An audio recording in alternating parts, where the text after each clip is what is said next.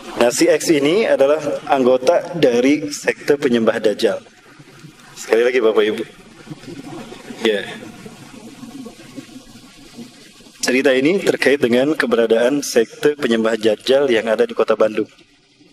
Wa ma yantiqu 'anil hawa in huwa illa wahyu yuha. Dan tidaklah Muhammad berkata-kata melainkan dengan wahyu, berdasarkan wahyu yang diwahyukan padanya. Di antara apa yang disampaikan oleh Rasulullah SAW adalah tentang fitnah yang disampaikan oleh para nabi dan rasul, yaitu fitnah Dajjal. Nah, terkait dengan fitnah Dajjal ini, Rasulullah menyebutkan dia adalah fitnah yang terbesar dan terburuk sejak Allah menciptakan Nabi Adam sampai hari kiamat. Sebagaimana dalam hadis yang tadi saya bacakan, saya temukan di dalam kitab Ensiklopedia Akhir Zaman, ya, karya Dr. Muhammad Ahmad Al-Mubayyad dari Timur Tengah, dari Syam.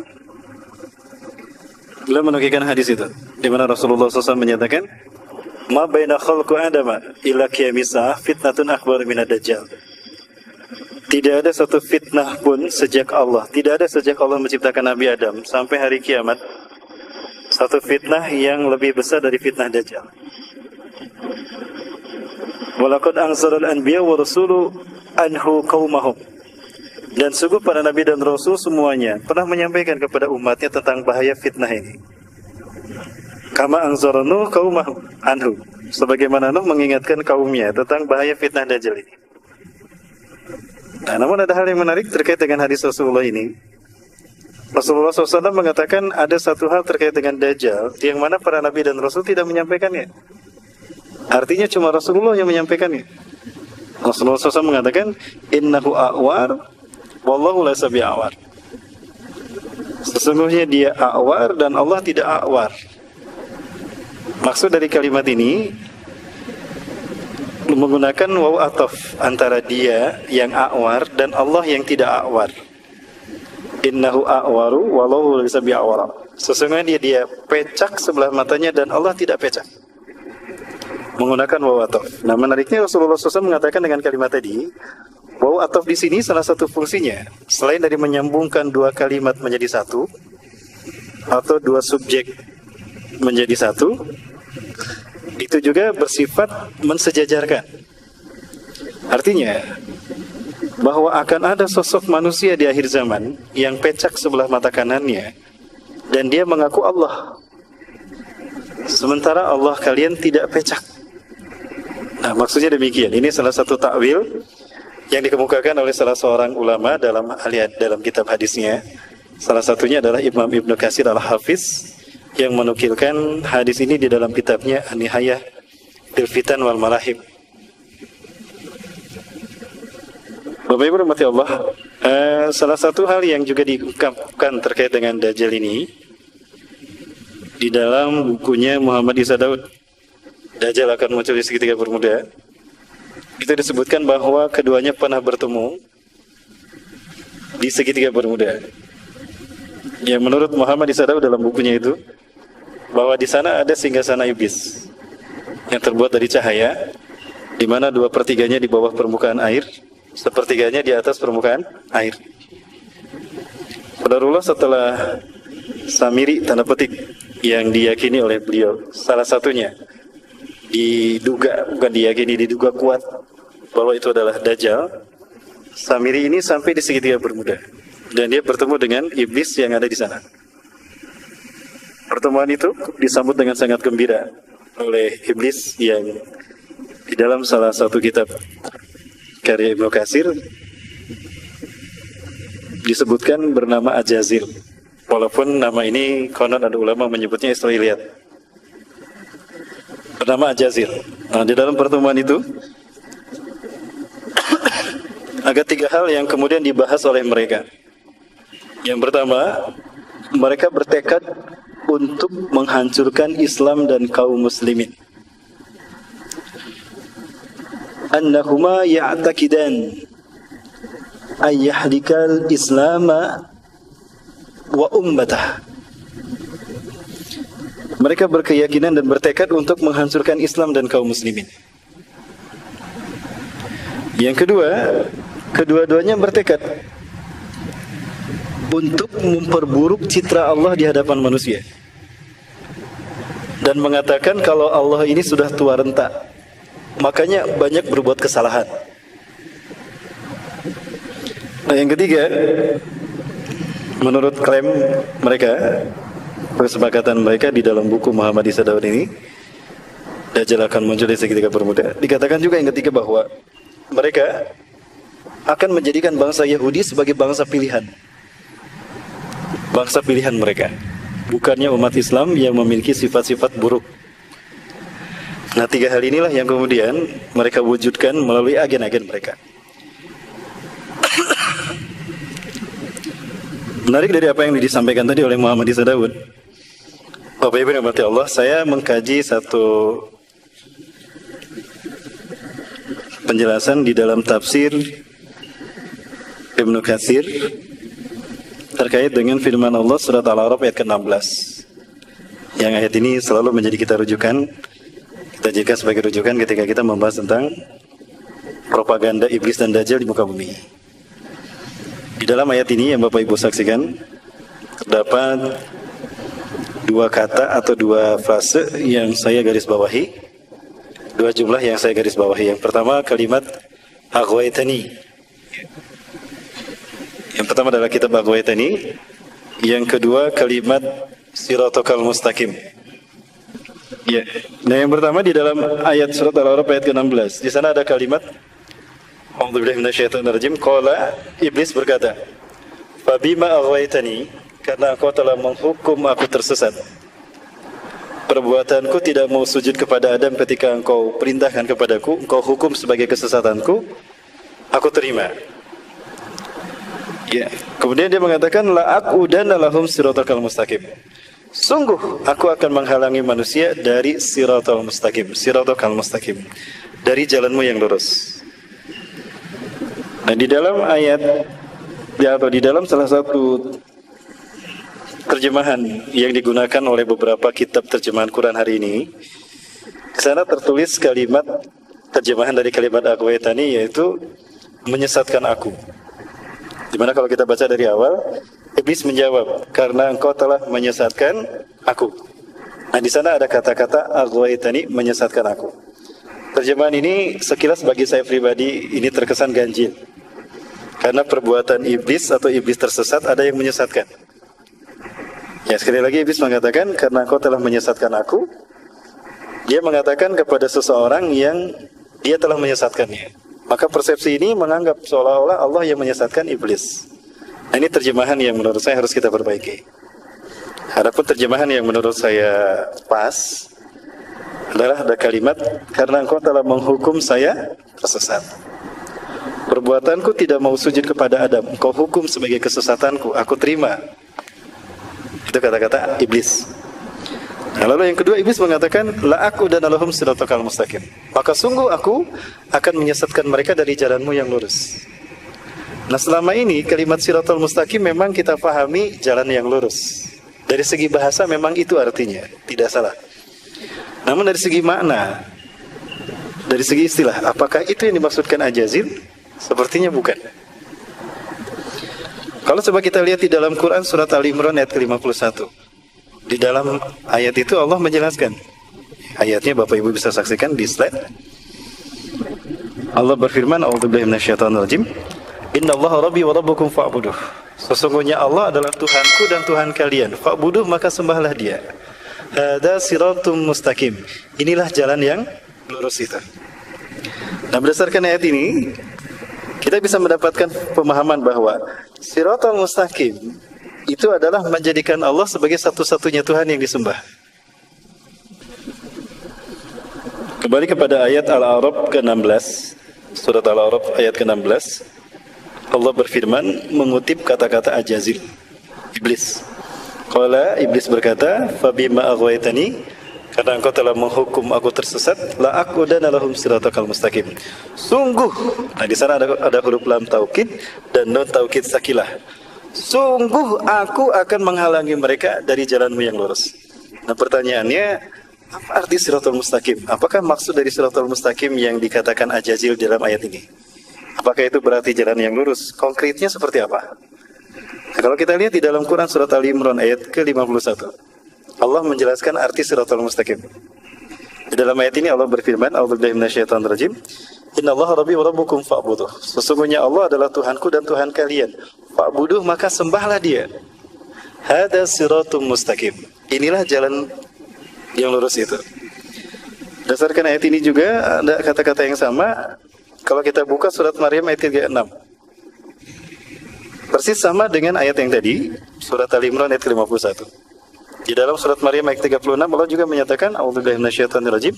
Wa innallaha rabbi wa rabbukum fa'buduh. Dan sesungguhnya Allah adalah Tuhanku dan Tuhan kalian. Fa'buduh, maka sembahlah Dia. Hada siratul mustaqim. Inilah siratul mustaqim itu. Oh, berarti siratul mustaqim ini mengandung maksud bahwa menjadikan Allah sebagai satu-satunya Tuhan yang disembah. Bisa diistilahkan juga bahwa siratul mustaqim ini adalah tauhid.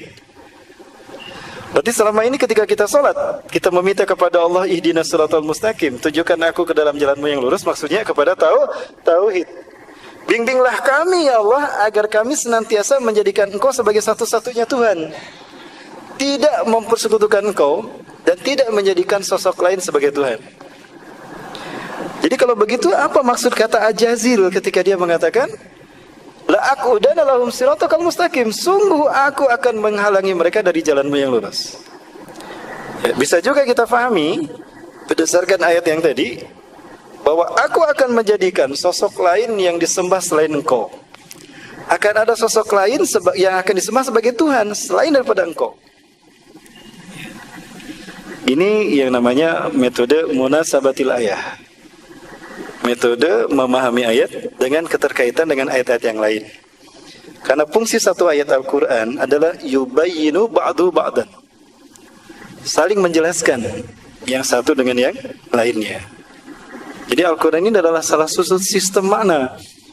Ya, satu sistem nilai. Sehingga ketika salah satu ayat dikufuri, sama dengan mengkufuri ayat yang lain, atau sama dengan mengkufuri semua ayat Al-Quran. Karena adanya keterkaitan antara satu ayat dengan ayat yang lain. Bapak Ibu rahmati Allah, saya ingin bercerita tentang sebuah pengalaman. Ini pengalaman yang dialami oleh seseorang yang dia mengatakan kepada saya sebelum meninggal dunia. Qadarullah, Allah menakdirkan saya bertemu dengan orang ini. Dan saya bertemu dengan anak ini, dengan pemuda ini karena saya dekat dengan ayahnya. Terakhir saya bertemu dengan ayahnya adalah pada tanggal 9 Juni yang lalu. Saya bertemu dengan ayahnya, dan ayahnya ini adalah seorang dosen dari salah satu kampus ternama di Indonesia. Dan ayahnya ini adalah seorang arsitek yang banyak memberikan penguatan kepada saya terkait dengan ceramah-ceramah saya selama ini terkait dengan hal-hal yang bersifat bau arsitektur. Qadarullah, saya diperkenalkan dengan putra sulungnya, dan putra sulungnya ini sempat saya saksikan mengalami penyakit yang berat sampai meninggal dunia. Nah, apa yang beliau saksikan, apa yang beliau ceritakan, para sekalian yang dirahmati Allah, satu kesaksian dari beliau sendiri, walaupun agak berat untuk menyampaikannya, karena pasti berita ini tidak akan membuat orang mudah percaya. Beliau bukan percaya saja, tapi beliau hakul yakin karena mengalaminya sendiri. Terkait dengan putra sulungnya yang berinisial N. Satu peristiwa besar terjadi kepada putra sulungnya yang berinisial N ini. Ketika N ini sekolah di sebuah pesantren terkenal di kota Bandung. Saat itu kelas 10. Artinya baru tahun pertama N berada di sekolah itu. Sekali lagi Bapak Ibu, kita catat, ini sebetulnya ada pesan tertulisnya tapi ada di HP istri saya, di HP saya. HP-nya ada di istri saya ini. Mana istri saya? Ya. Baik, tapi saya masih hafal ceritanya Bapak Ibu. Nah, ceritanya begini. Suatu saat N ini berkunjung ke rumah A. A ini adalah temannya N. Ketika berkunjung ke rumahnya A, di rumahnya si A sudah ada si X. Nah, si X ini adalah anggota dari sekte penyembah Dajjal. Sekali lagi Bapak Ibu. Ya. Cerita ini terkait dengan keberadaan sekte penyembah Dajjal yang ada di kota Bandung. Nah, kemudian si X ini melakukan berbagai macam atraksi yang membuat kagum si A dan si N. Salah satu atraksi yang diperlihatkan, si X ini memperlihatkan saku bajunya yang kosong. Dia perlihatkan satu bajunya yang kosong. Lalu dia keluarkan kedua tangannya. Lalu dia berbicara, sekarang akan saya keluarkan uang dari saku saya yang tadi kalian lihat kosong. Lalu dia memasukkan kedua tangannya. Dia menggerak-gerakkan kedua tangannya di saku yang kosong tadi. Maka dia keluarkan tangannya yang sudah menggenggam uang sejumlah 2 juta rupiah dalam potongan 50 ribuan, yang mana uang tadi sudah dibentuk sedemikian rupa berbentuk segitiga. Ya, jangan alergi mendengar segitiga ya Bapak Ibu. Sekali lagi, segitiga milik siapapun, termasuk milik tukang bacang. Ya, tukang bacang boleh membentuk bacangnya segitiga dan tidak tersesat dan tidak gagal akidahnya kalau dia membentuk bacang dengan membentuk segitiga. Baik. Hal itu membuat terkejut si A dan si N. Lalu si X berkata kepada keduanya, saya bisa membawa sebuah motor untuk kalian, plus diantar oleh pemiliknya langsung, jika kalian mau. Ya. Namun si A dan si N saat itu tidak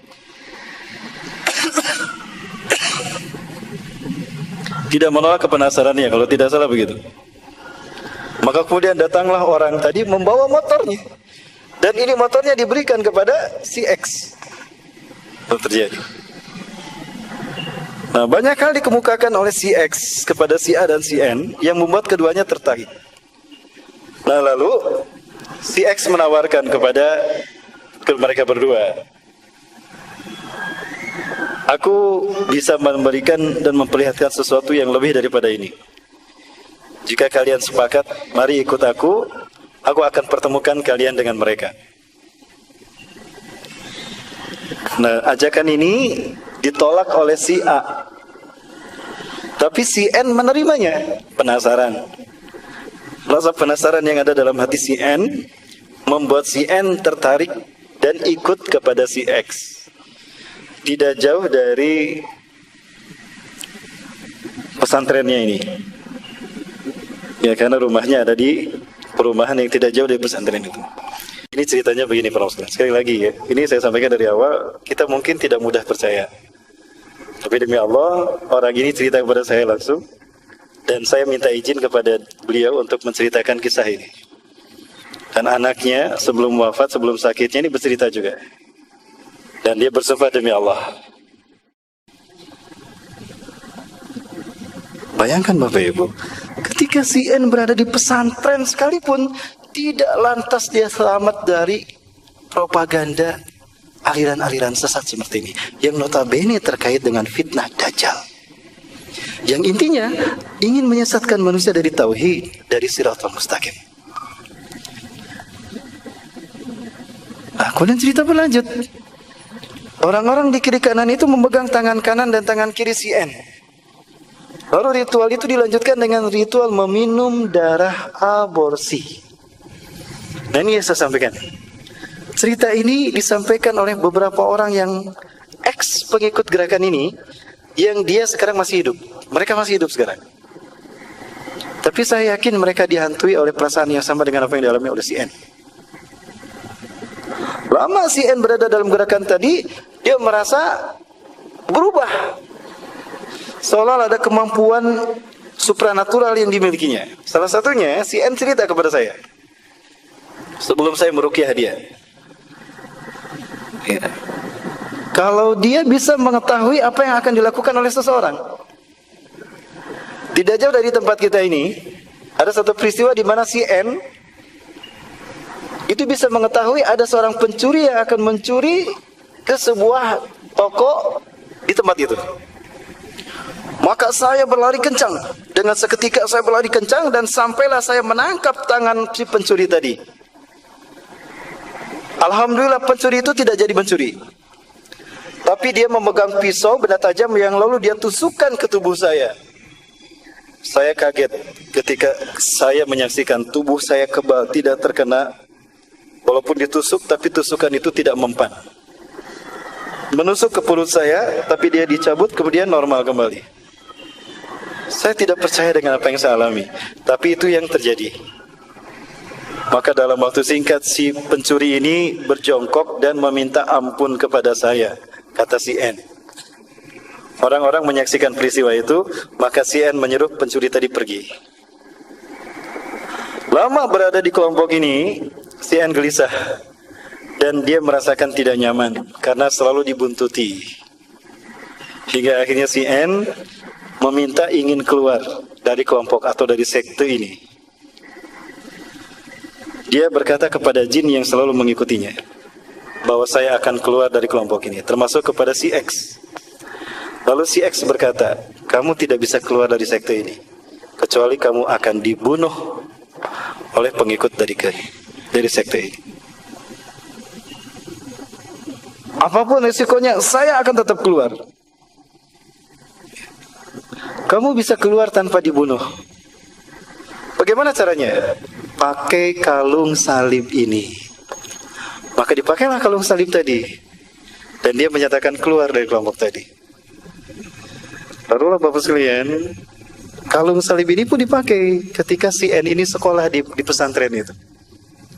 Terjadilah peristiwa yang membuat dia ketahuan. Apa peristiwanya? Ketika satu pelajaran tertentu, ya apakah pelajaran olahraga, kalau tidak salah pelajaran olahraga saat itu, salibnya keluar. Dan ketika salibnya keluar, ustadznya kaget menyaksikan si N menggunakan salib. Allahu Akbar. Apa yang kamu lakukan? Sini. Ini kalung apa? Ini kalung salib. Si N kaget ketika ketahuan dia memakai kalung salib.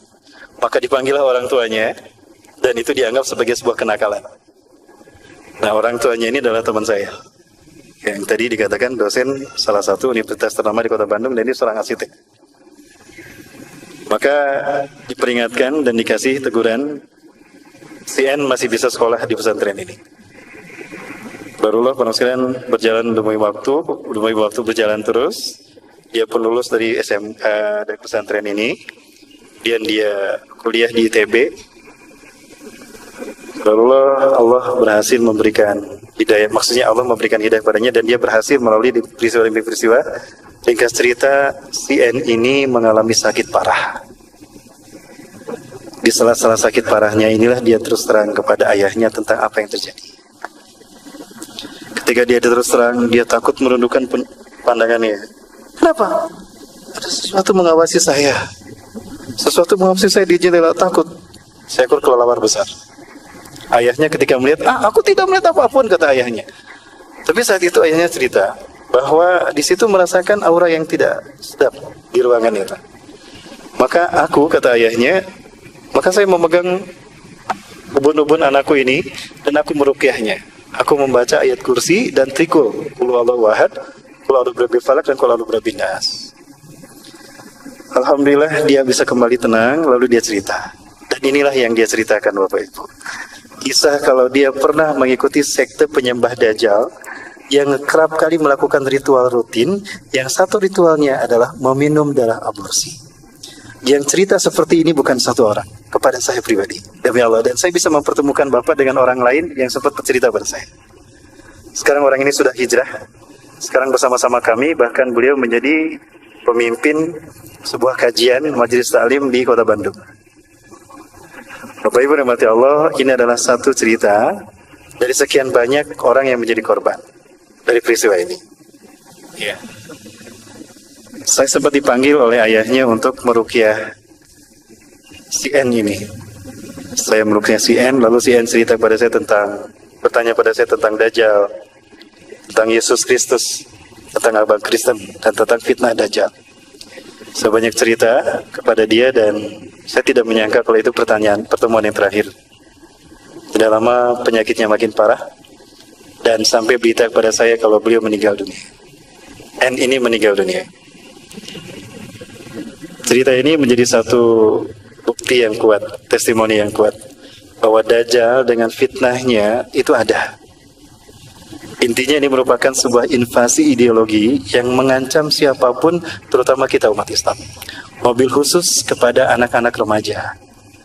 Maka lewat majelis ini saya berpesan khusus bagi pribadi saya sendiri dan juga bagi Bapak Ibu jamaah sekalian yang sama-sama hadir untuk waspada dengan keberadaan sekte ini. Bapak Ibu bisa mempelajari beberapa buku, ya. Sudah waktunya sudah habis. Ada beberapa buku yang Bapak Ibu bisa menemukan kisah ini di dalamnya, tapi versi seorang non-Muslim. Bapak Ibu silakan baca buku Codex Magica. Bisa saya tunjukkan, tapi saya nggak gerak ya.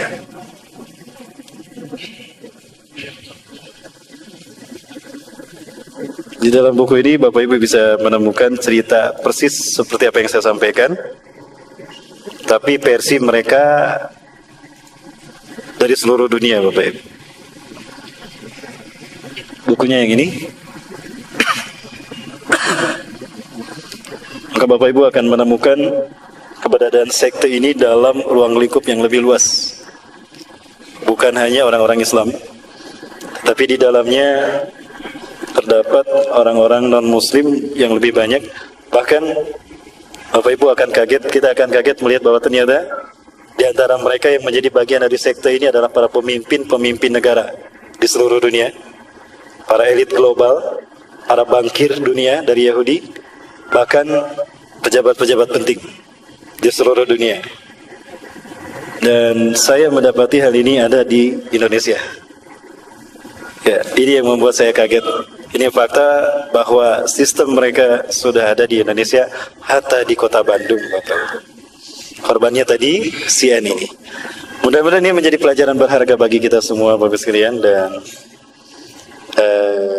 mudah-mudahan Allah Subhanahu wa taala membimbing kita untuk tetap istiqomah dengan tauhid kita, tidak tertipu dengan propaganda iblis dan dajjal, dan Allah bisa memperlihatkan kepada kita mana hak dalam wujud hak yang sesungguhnya, dan kita diberikan kekuatan untuk meninggalkan sejauh-jauhnya.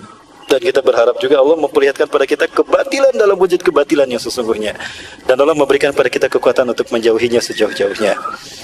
Ya, pelajari sebagaimana pesan Rasulullah SAW, surat Al-Kahfi 10 ayat pertama dan 10 ayat terakhir. Dalam hadis riwayat Imam At-Tirmidzi itu 10 ayat pertama. Dalam riwayat Imam Abu Dawud itu 10 ayat terakhir. Artinya kedua-duanya bagus untuk kita pelajari, kita pahami ayatnya dan kita pahami maknanya, lalu kita amalkan.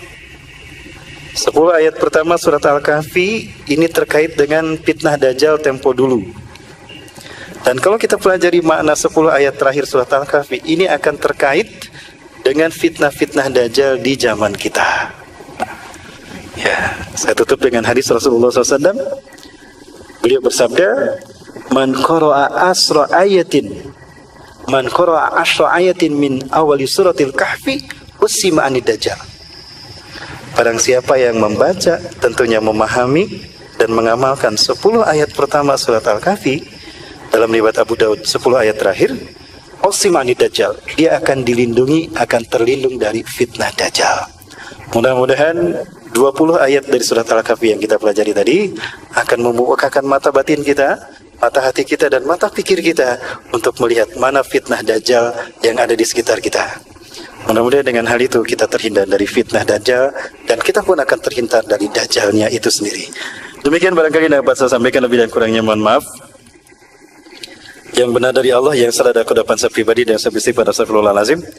Ya, ini satu referensi lain, Bapak Ibu bisa baca juga 4 buku yang lain untuk menguatkan buku yang tadi. Yang paling atas ada buku Jionisme karya Jeta Maulani, dan saya pernah beberapa kali berguru pada beliau sampai beliau pun meninggal dunia.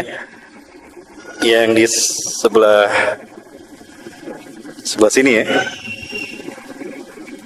itu ada buku The Diary of Dajjal. Ini adalah film yang dibukukan karya Noriega dan Arsenar, 2 Muslim dari Amerika Serikat. Yang tengah tentang simbol-simbol Illuminati di Arab Saudi. Ya, jangan lekas bangga dengan Saudi Arabia, karena ada beberapa hal yang kita perlu cermati juga. Dan sebelah sebelah kiri layar itu ada buku Muhammad Isa Daud. Ini untuk menguatkan buku yang terakhir, ya, Codex Magica. Dan Bapak juga bisa memahami, bisa membaca kisah tentang Codex Alimentarius. Yang ini berbau tentang fitnah Dajjal, propagandanya dalam bidang makanan dan obat-obatan. Suatu saat kita akan kaji tentang Codex Alimentarius jika Allah menakdirkan kita bertemu. Terima kasih Bapak Ibu sekalian yang dirahmati Allah, yang benar dari Allah, yang salah kurapan saya pribadi dan saya beristighfar. Assalamualaikum warahmatullahi wabarakatuh.